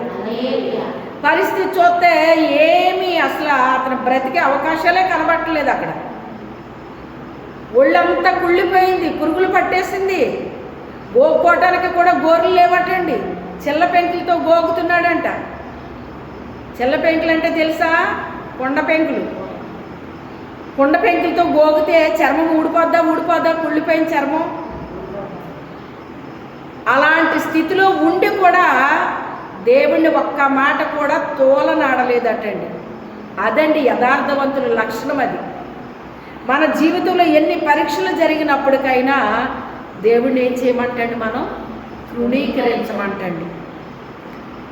ఏంటయ్యా నా జీవితంలో ఈ పరీక్షలు ఏంటి నాయన, ఈ పరిస్థితి ఏంటి తండ్రి అంటాం వేరండి. ఏంటో ఈ దేవుడిని నమ్ముకున్నాను కానీ ఏం చేశాడు ఈ దేవుడు నాకు, నా పరిస్థితి ఎలాగైపోయింది అలాగైపోయింది, అది ఇది, ఇవన్నీ ఏంటి సణుగుళ్ళు గొడుగుళ్ళు అన్నమాట. ఈ సణుగులు గొడుగులు చేసేవాళ్ళు యథార్థతలోకి రారండి. ఎన్ని పరిస్థితులైనా వాళ్ళు అనుభవించడానికి ఇష్టపడుతూ, ఏంటి తండ్రి ఇవన్నీ నా మీదకి ఎలా వస్తున్నాయి, ఏంటి ఆయన ఈ పరిస్థితులు ఏంటి తండ్రి అని బాధపడడం వేరు, సనగడం గొనగడం వేరు, అపవాదులు వేయడం వేరు. ఏంటో అందరూ బాగానే ఉన్నారు, నేనే ఇలాగైపోయాను, అందరూ బాగానే ఉన్నారు, నేనే ఇలాగైపోయాను, అలాంటి మాటలు మాట్లాడకూడదండి. మాట్లాడాడు ఆయన. పైగా ఏమన్నాడు విశ్వాసంతో, నేను చావను, సజీవుడునైనా దేవుడిని నేను చూస్తానని విశ్వాసంతో మాట్లాడాడండి. భార్య అతని గురించి ఇచ్చిన సాక్ష్యం ఏంటి, ఇంకా నువ్వు యథార్థత వదలవా అదే చెప్తున్నాడు ఆయన. లోకములో యథార్థవంతులు బలపరచడానికి దేవుని యొక్క కనుదృష్టి లోకమంతటా సంచారం చేస్తుందంటండి. నా బిడ్డలో ఎంతమంది ఉన్నారో యథార్థత వదలకుండా వాళ్ళ కష్ట పరిస్థితుల్లో, శ్రమ పరిస్థితుల్లో, వ్యాధి రోగాల్లో, కష్ట సమయాల్లో, శ్రమల్లో ఎంతమంది బిడ్డలో నా కొరకు వాళ్ళు నిలబడ్డారు అని దేవుడంట లోకమంతటా కూడా ఆయన కన్ను సంచరిస్తూ ఉందటండి. నా బిడ్డలు నేను బలపరుస్తాను, నా బిడ్డలు నేను బలపరుస్తాను అని చెప్పేసి ఆయన వారి యొక్క పరిస్థితులు చూస్తున్నాడటండి. మన పరిస్థితుల్లో మనం ఎంత యథార్థంగా ఉన్నామో ఎవరు చూస్తున్నారో దేవుడు చూస్తున్నాడు. చూసిన దేవుడు ఏం చేస్తానంటున్నాడు, బలపరుస్తానంటున్నాడు. అదే మాట యెషయా 40వ అధ్యాయంలో 31వ వచనంలో అంటాడు కదా, యెహోవా కొరకు ఎదురు చూచువారు నూతనమైన బలాన్ని పొందుకుంటారు, పక్షిరాజుల వలె రెక్కలు చాపి పైకి ఎగురుతారు, అలయక పరుగెత్తుతారు, సొమ్మసిల్లక నడిచిపోతారు అన్నాడు. ఎవరి కొరకు కనిపెట్టారట వాళ్ళు? వాళ్ళ దేన పరిస్థితిలో కూడా యెహోవా కొరకు కనిపెడుతున్నారటండి. ఏం చేస్తున్నారు? యెహోవా కొరకు కనిపెడుతున్నారటండి. పరిస్థితులు ఏమైనా బాగున్నాయి వాళ్ళకి? ఏమీ బాగోలేదు, ఒకదానికి ఒకటి పొంతనేమీ లేవు. ఇది బాగుందంటాకలేదు, అది బాగుందంటాకలేదు, ఇది బాగుందంటాకలేదు, ఏది బాగోలేదు. అయినప్పటికైనా యెహోవా కొరకు ఏం చేస్తున్నారట? ఎదురు చూస్తున్నారట అండి. మన ఇంటికి ఎవరైనా వస్తానంటే మనం ఏం చేస్తాం?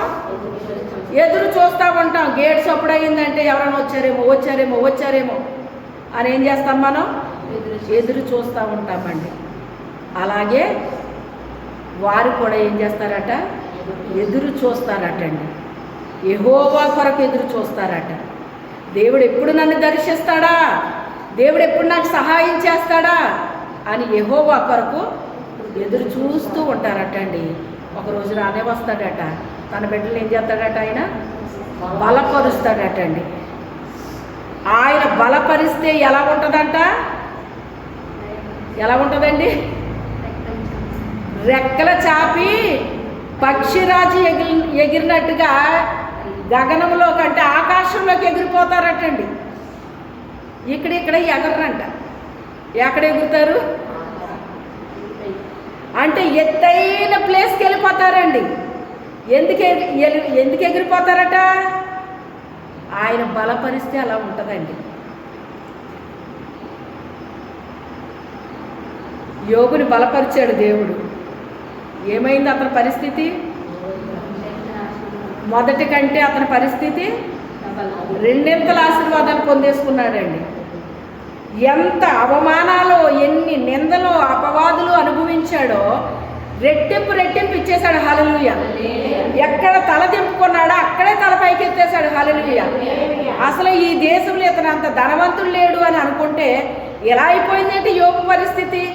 ఏం పాపం చేశాడో ఏంటో, ఎవరికి తెలకుండా ఏం చేశాడో ఏంటో అనుకుని రకరకాలుగా కథలు చెప్పేసుకున్నారటండి. కథలుగా చెప్పుకుంటే ఆయన ప్రత్యక్షమయ్యాడు, ఆయన బలపరిచాడు, ఆయన జ్ఞాపకం చేసుకున్నాడు. దేవుడు మళ్ళీ జ్ఞాపకం చేసుకుంటే ఇలాగలా ఉండదండి. దేవుడు మళ్ళీ బలపరిస్తే ఇలాగలా ఉండదండి. బలపరిచేటప్పటికి ఎంత ఆశీర్వాదం వచ్చేసిందంట. అంత ధనవంతుడు లేడు అనుకున్నారు కానీ ఇప్పుడు అంతకంటే రెట్టింపు ఇచ్చేశాడు. 10 మంది పిల్లలు పోతే 10 మందిని ఇచ్చేశాడు. వెళ్ళిపోయిన భార్య తిరిగి వచ్చేసింది. సంపద పెరిగిపోయింది. 2 అంతలు సంపద ఇచ్చేశాడు దేవుడు. ఎందుకు ఇచ్చాడు? యథార్థత విడిచిపెట్టలేదు. పరిస్థితులు తారుమారైపోయినా ఏం చేయలేదు? తన యథార్థత విడిచిపెట్టలేదు. ఆ యథార్థవంతుడిని దేవుడు ఏం చేశాడంటే దిగొచ్చి బలపరిచేశాడు. ఏం చేశాడు?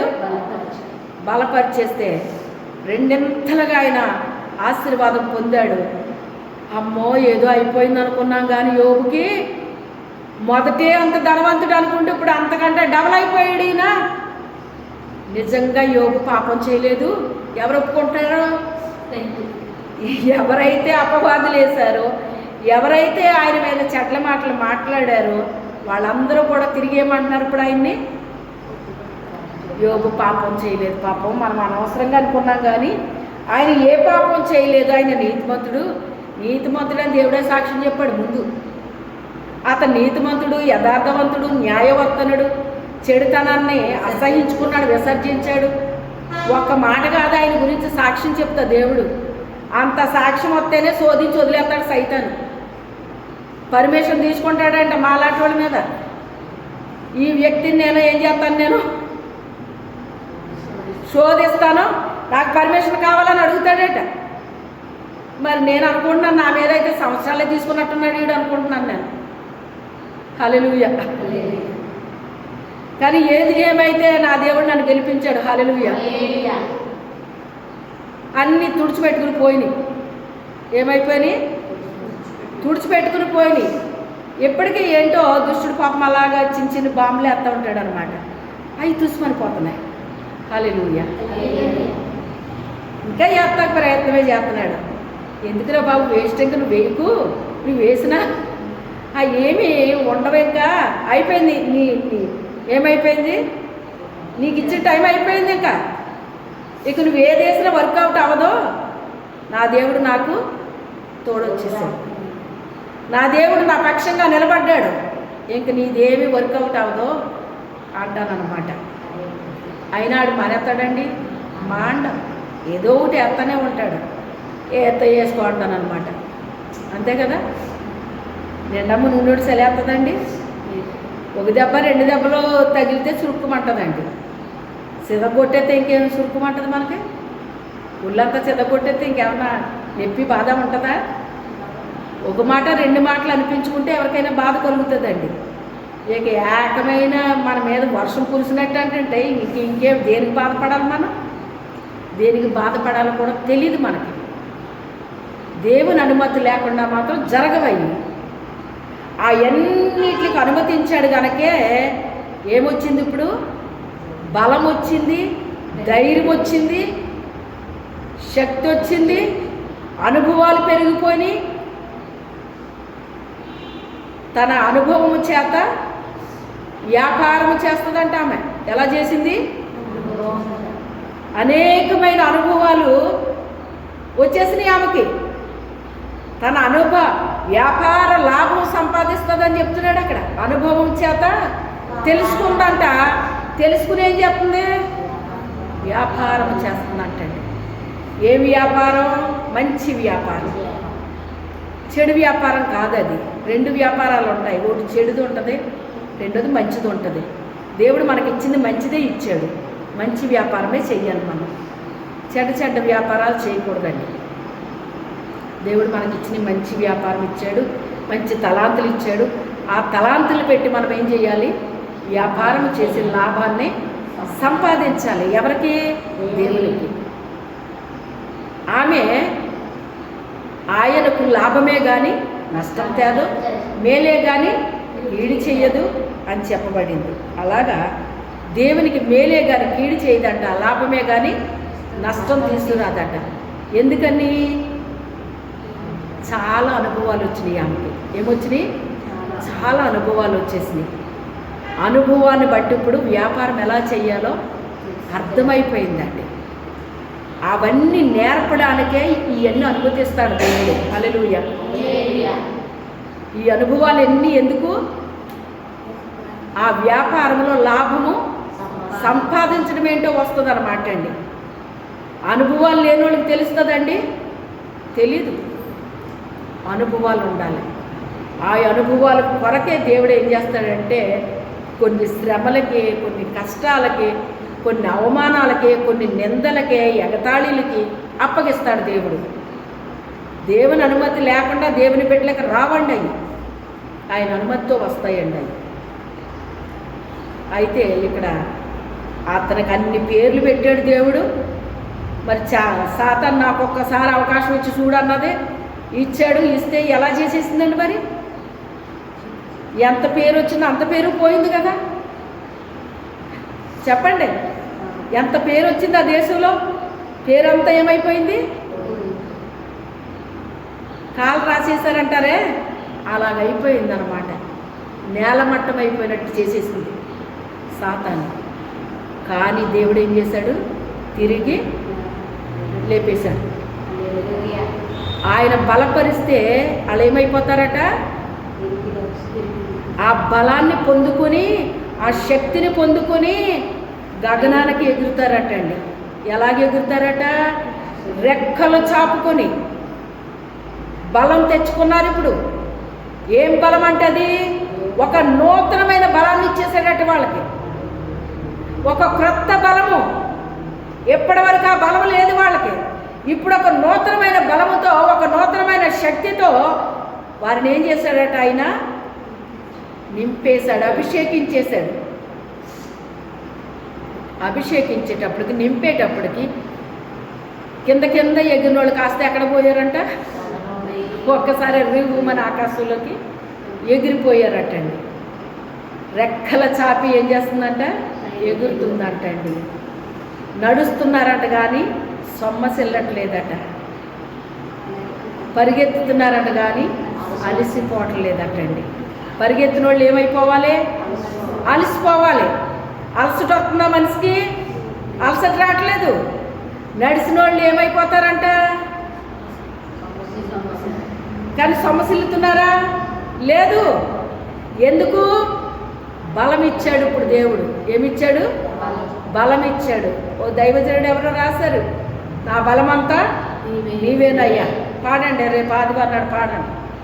నా బలమంతా నీవేనయ్యా, నా బలమంతా నీవేనయ్యా. ఎవరమైతే దేవుడి మీద ఆధారపడతామో, పూర్ణ మనసుతో, పూర్ణ శక్తితో, పూర్ణ బలముతో దేవుడిని వెతుకుతామో, దేవుడిని మనం కనుగొంటామో. దేవుని యొక్క బలము అక్కడ ఎక్కడ దొరకదో. ఎక్కడ దొరుకుతుంది? దేవుని సన్నిధిలో దొరుకుతుంది. ఆయన బలం ఆయన సన్నిధిలో పొందుకోవాలి. మనం బలాన్ని, ఆయన శక్తిని పొందుకోవాలి, ఆయన బలాన్ని పొందుకోవాలి. నెక్స్ట్ మూడోది ఏంటమ్మా? ఆయన సన్నిధిని నిత్యము వెదకాలంట. ఇంకొక మాట చెప్తాను మీకు, చూడండి. అపోస్తులు రాసిన కార్యం 3వ అధ్యాయంలో ఆ యొక్క పుట్టినది మొదలుకొని కుంటివాడు ఉన్నాడు. పేతురు యోహాను వెళ్ళినప్పుడు మా తట్టు తేరు చూడు అన్నారు వాళ్ళు. వాళ్ళ తట్టు తేరు చూశాడు ఆయన. అటు ఇటు చూడట్లేదు. ఎవరు సాయం చేస్తారా అని చూసేవాడు ఇది వరకు. ఇప్పుడు ఎవరు సాయం చేస్తారా అని చూడట్లేదు. ఎందుకు చూడట్లేదు అంటే, మా తట్టు తేరు చూడు అని చెప్పారు వాళ్ళు. నువ్వు అటు ఇటు చూస్తే కార్యం జరగదబ్బాయి, నువ్వు మా వైపు చూడాలి అన్నారు. ఏంటి ఏళ్ళో వైపు చూడమంటున్నారు ఏంటని అలా తేరు చూశాడట. తేరు చూసేటప్పటికి ఆ పేతురు గారు ఏమన్నాడు? వెండి బంగారాలు నా యొద్ద లేవు, కానీ నేనేది కలిగి ఉన్నానో అదే నీకు ఇస్తున్నాను.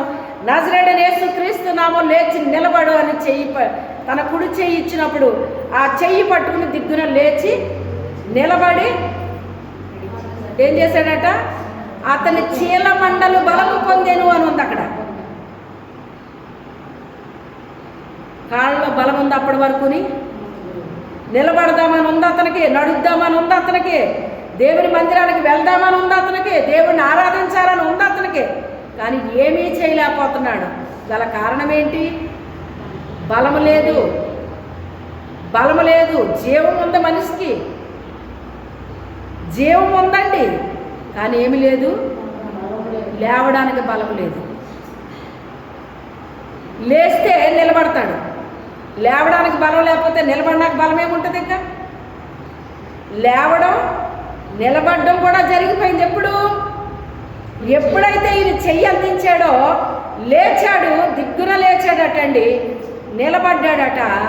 ఎలా నిలబడ్డాడంటేనట, అతని చీల మండలు బలము పొందెను అని రాయబడి ఉంది. ఎక్కడ దొరికింది బలం ఇతనికి? దేవుని దగ్గర బలం దొరికిందండి. ఆ దైవజనుల ద్వారాగా ఆ బలము అతనిలోకి ప్రవేశించింది. ఆ దైవజనుడు ఏమంటున్నాడు? నజరేయుడైన యేసుక్రీస్తు నామములో లేచి నువ్వు నిలబడు అని కుడి చెయ్యి అందించాడండి. ఆయన నామములో ఏముంది? బలం ఉంది. ఆయన నామములో శక్తి ఉంది. ఆయన నామములో అద్భుతాలు ఉన్నాయి. ఆయన నామములో ఆశ్చర్య కార్యాలు ఉన్నాయి. ఆయన నామములో సమస్తము ఉందండి. ఆయన నామములో సమస్తము ఉంది. దిగ్గున లేచి నిలబడ్డాడట. నిలబడ్డానికి అతని చీల మండలు బలం పొందుతున్నాయి. దేవుని బలం పొందుకున్నాడా లేదా? దేవుని బలం ఎప్పుడైతే పొందాడో నడవడం ప్రారంభించాడట. ఎప్పుడైతే నడుస్తున్నాడో బలం పెరుగుతుంది అతనికి. నడవడమే కాదు, పరిగెత్తుతున్నాడట. పరిగెత్తడమే కాదు, గంతులేసేస్తున్నాడట. దిగ్గున లేచి గంతులేసేస్తున్నాడు. గుల్సాన్ ఎస్తేర్ అనే ఒక బుక్ ఉంటుందండి, మీకు ఎక్కడైనా దొరికితే చదువుకోండి. నీకు ఇచ్చినట్టుంది అన్నప్పుడు చదివావా?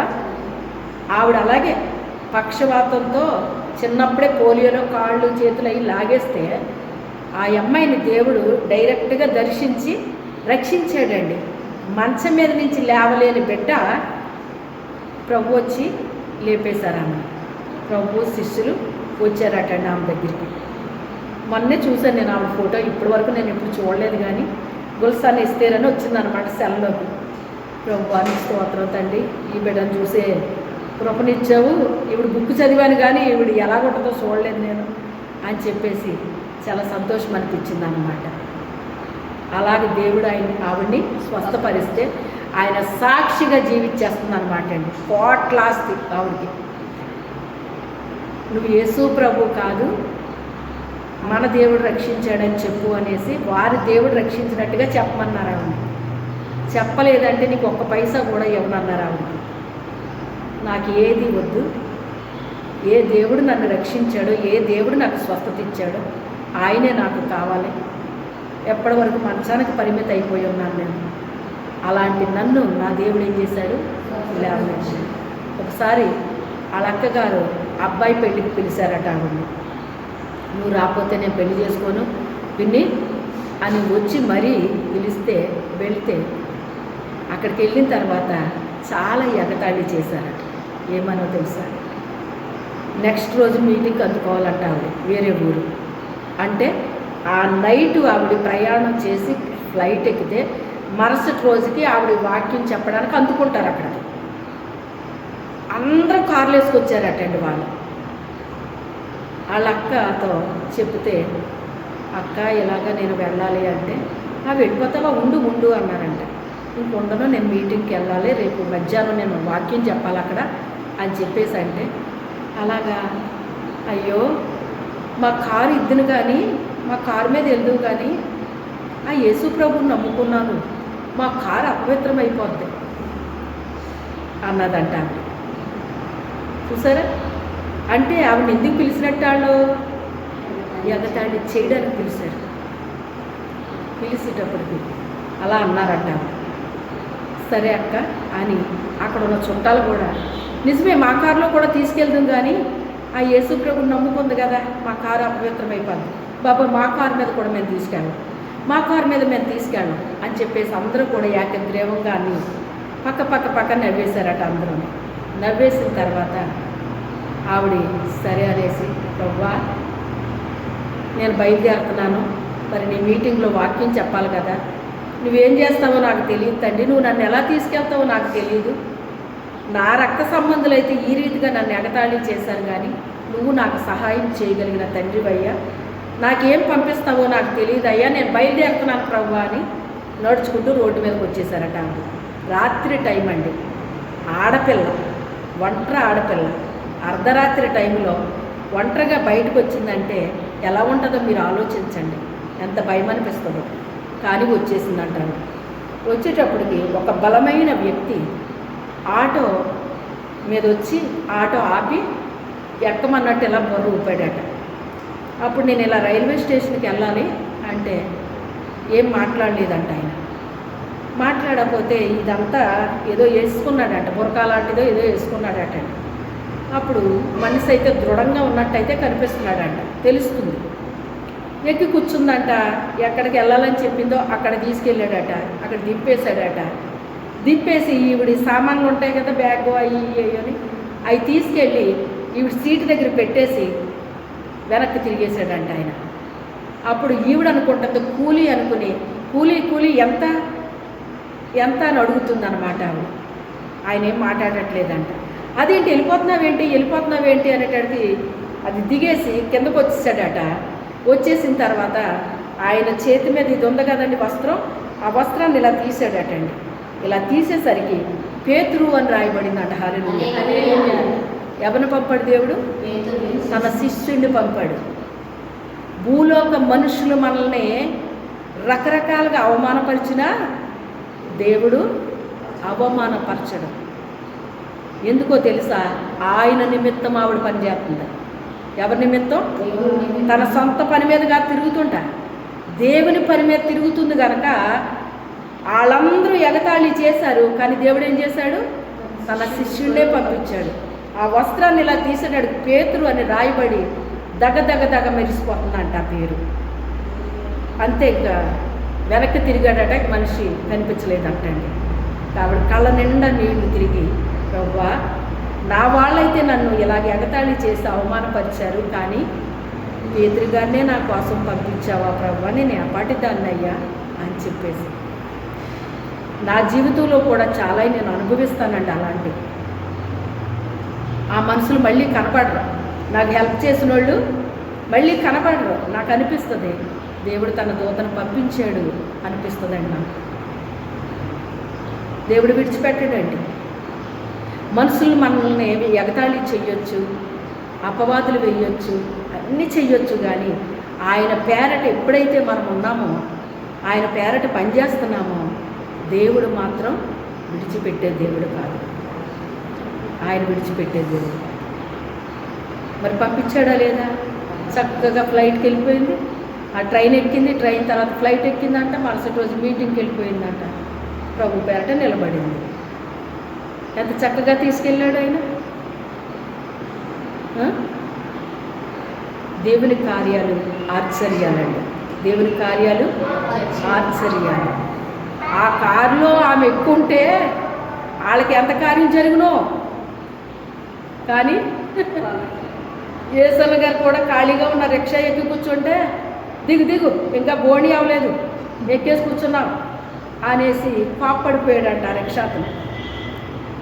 ఆ తర్వాత ఎంతేటి అంటే 2 రూపాయలు అన్నాడంట. ఇప్పుడు కాదు రండి, ఎప్పుడో సంగతి.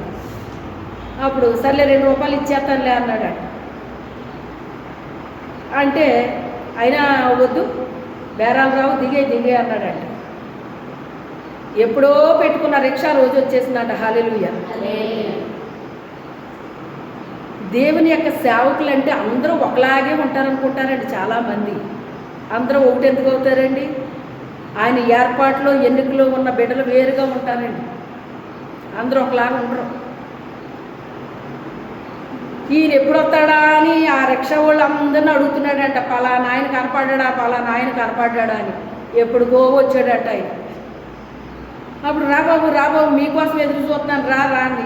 ఎందుకేంటి ఆ రోజు ఎలాగ అన్నావు కదా అంటే, లేదు బాబు ఈ రోజు రా, నా రిక్షా ఎక్కు అంటున్నాడంట. కొత్త రిక్షా వచ్చేసింది కదా, మరి ఆ రోజే రిక్షా వచ్చేసిందంటండి. చూసారా? దేవుని బిడ్డ అంటే ఎంత వాల్యూ తెలియదండి చాలామందికి తెలియక మాట్లాడతారు. అలాగా తెలుసుంటే మాట్లాడరు. నీ రిక్షా ఎక్కాలంటే 10 రూపాయలు ఇవ్వాలి నువ్వు నాకు అన్నాడంట ఆయన.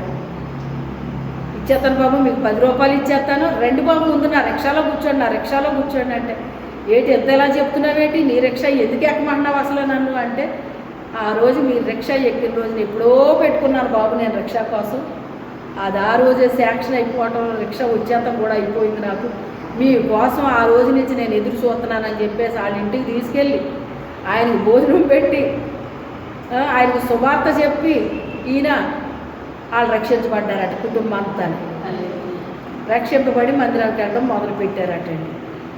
దేవుని కార్యాలు ఆశ్చర్యాలండి. వెతకటం అంటే అలా ఇలా వెతికితే దొరకడండి. ఆయన ఎలా వెతకాలి? పూర్ణ మనసుతో వెతకాలి, పూర్ణ బలముతో వెతకాలి. ఆయన సన్నిధిలో వెతకాలి, నిత్యము వెతకాలి. అప్పుడప్పుడు కాదు, నిత్యము వెతకాలి. వెతికినప్పుడు ఆయన మన జీవితంలో అయినా, మన కుటుంబంలో అయినా, మన సంఘంలో అయినా, ఎక్కడైనా కూడా దేవుడు తప్పకుండా కార్యాలు చేస్తాడు. యోబుకి ఈ రోజు జరిగితే మరుసటి రోజు కార్యం అయిపోలేదు. టైం పట్టిందా లేదా? యథార్థవంతులు బలపరచడానికి ఆయన కనుదృష్టి లోకమంతటా సంచారం చేస్తుందటండి. లోకమంతటా సంచారం చేస్తుందంట. బలపరిచాడా లేదా? ఆయన వెతికిన వాళ్ళని స్వస్థపరిచాడా లేదా? ఆయన బిడ్డలని ఎప్పుడైతే మరి వాళ్ళు ఆ పుట్టినది మొదలుకొని కుంటివాడు ఆయన బిడ్డలు ఏది చెప్పారో ఆ పనిని చెయ్యి బట్టే కదా వాళ్ళు లేపగలిగారు. ఇద్దరు ఏకమవ్వాలి. దైవజనులు చెప్తున్నారు రైటే, చెప్పిన దానికి వీళ్ళు కూడా ఏం చేయాలి? ఏకీభవించాలి. ఏకీభవించినప్పుడు వాళ్ళలో ఉన్న ఏ కుంటుతనమైనా పోతుంది, ఏ గుడ్డుతనమైనా పోతుంది, ఏదైనా కూడా పోతుంది. ఏకీభవించాలి వాళ్ళతో పాటు. మనం ఏకీభవించినప్పుడు అద్భుతాన్ని మనము చూస్తామండి. ప్రార్థన చేద్దాం, మోకరించండి. పరిశుద్ధుడైన తండ్రి, మహోన్నతుడ, దయగల తండ్రి, కృపగల నాయన, మీకే స్తోత్రాలు తండ్రి. ఈ రాత్రికాల సమయంలో అనేక విషయాలు మాతో మాట్లాడారు తండ్రి. విన్న అందరిలో కూడా నీ కార్యము బలముగా జరిగించండి పరిశుద్ధాత్మదేవుడా. నిన్ను పూర్ణ మనసుతో, పూర్ణ బలముతో, పూర్ణ శక్తితో ప్రతి బిడ్డ వెతకడానికి సహాయం చేయి తండ్రి. ఇప్పటి వరకు ఏ రీతిగా వెతికారో నాకు తెలియదు, కానీ ఇక నుంచి నాయన వారు ఇట్టి రీతిగా వెతకడానికి సహాయం చేయండి. నీ బలాన్ని వెతకడానికి సహాయం చేయండి. నిత్యము వెతకడానికి సహాయం చేయండి. ప్రతి ఒక్క బిడ్డ కూడా నీ కార్యాలు రుచి చూసినట్లుగా చేయండి పరిశుద్ధాత్మ దేవుడు. ఈ నూతన సంవత్సరంలో ప్రతి బిడ్డ కూడా నా తండ్రి అయ్యా నూతన శక్తి, నూతన బలము, నూతన ఆరోగ్యాలు, అభిషేకాలు, నూతనమైన కార్యాలు మేమందరం పొందుకోవడానికి సహాయం చేయండి. మహిమ, ఘనత, ప్రభావాలు మీరు పొందుకోండి. ఈ పరిశుద్ధాత్మ కార్యాలు బలముగా జరిగించండి నాయన. విన్న వాక్యము నాయన ప్రతి ఒక్క బిడ్డలో నాయన ఫలించినట్లుగా పరిశుద్ధాత్మదేవ మీరే కార్యము చేయమని సమస్త మహిమ, ఘనత, ప్రభావాలు మీకు ఆరోపించుకుంటూ యేసు అతి పరిశుద్ధ నామములు అడిగి వేడుకొనుచున్నాము తండ్రి. ఆమేన్. యేసు రక్తమే జయము, యేసు నామే జయం. ప్రవేశ రక్తం సంపూర్ణ విజయం. అపవాది క్రియలకు అంత నాశన ప్రవేశనామన ఘన విజయం కలుగునుగాక. ఆమేన్. తండ్రి అయిన దేవుని యొక్క ప్రేమయు, కుమారుడని యేసు క్రీస్తు ప్రభువారి యొక్క మహాకృపయు, పరిశుద్ధాత్మ తండ్రి యొక్క అన్యోన్యమైన సహాయము, సహవాసము ఇప్పుడు ఎల్లప్పుడూ మనకి, మన కుటుంబాలకి, మన సంఘానికి, మన గ్రామాల, జిల్లాల, రాష్ట్రాల, మన దేశాలకు నిత్యము తోడుగా ఉండునుగాక. ఆమేన్, ఆమేన్, ఆమేన్. హల్లెలూయా.